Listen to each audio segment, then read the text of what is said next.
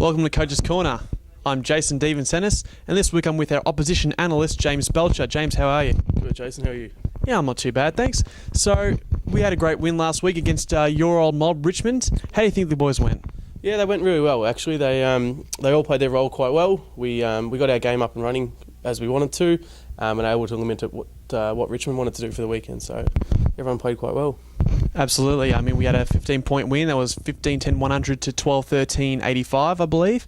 And we've got our winning side from the weekend here. Who in particular impressed you? There's a few that really impressed us this weekend. Sort of our smalls, Danny and Kiachi, played quite well up forward for us.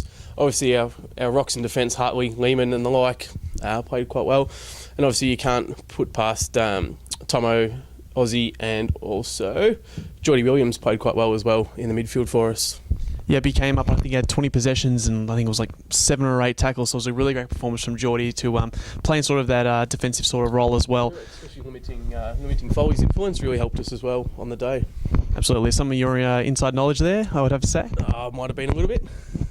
So we've also got some guys here because the development also had a nice, I think it was an 8-goal win over there against Werribee in our first development match. And these are some of the better performers, I would say, from the development match. Who caught your eye? A few of them caught our eye, actually. Foxy and Yaka were quite good off the half-back, giving us a lot of run out of defence. Shraven and Tommy Gleeson were great across sort of the mid/forward side of the ground. Gleeson obviously kicking a bag on the weekend. It was good to see Gregors get some game time as well.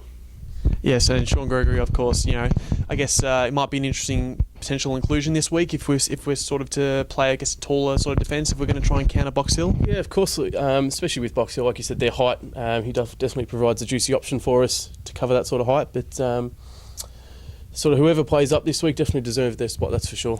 And what about Box Hill? I mean, they're arguably the best side in the competition, runner-up last year, beat the grand finalists and the winners on the weekend. Where do you have to counter their strengths? So obviously they're quite tall up forward, which definitely provides a bit of headaches for our defensive coach to make sure we cover their height, but also limiting their run on the outside, so they can be quite good with their short kicking and short marking. So we need to make sure that we're not giving them those easy options to play their own game. That's it. That's so this week we're up against, it's our Anzac Day clash, our annual Anzac Day clash. So it's on Sunday, April 26th. The game starts at I believe 2 o'clock with the development starting at 10:45 against Box Hill at Box Hill City Over. James, thanks very much. Thanks, Jason, for having me.